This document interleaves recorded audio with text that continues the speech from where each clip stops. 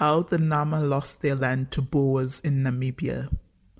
When present-day land reform issues are discussed, Boers always criticize any government that proposes land expropriation without compensation. Therefore, it is always worth exploring how they got their land in the first place. In present-day Namibia, the Nama unjustly lost their land to South African Boers in the 1930s. After Germany lost World War I, they were forced to give up Namibia as a colony.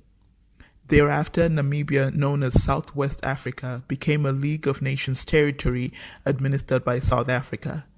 The territory was governed the same as the rest of South Africa.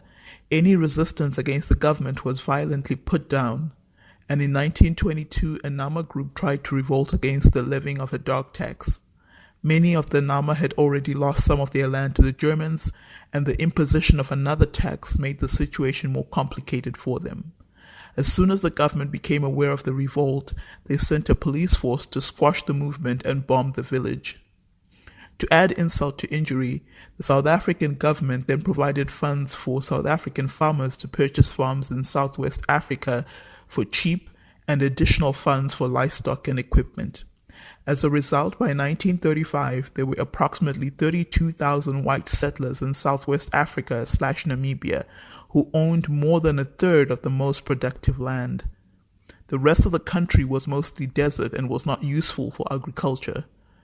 Most of the native Africans had been forced into reserves that could not be used for farming but were still required to pay silly taxes like dog tax. As a result, many Africans were forced to work for white farmers in order to afford those silly taxes. The land currently occupied by white farmers must be returned to the rightful owners without compensation. One cannot be compensated for purchasing stolen property.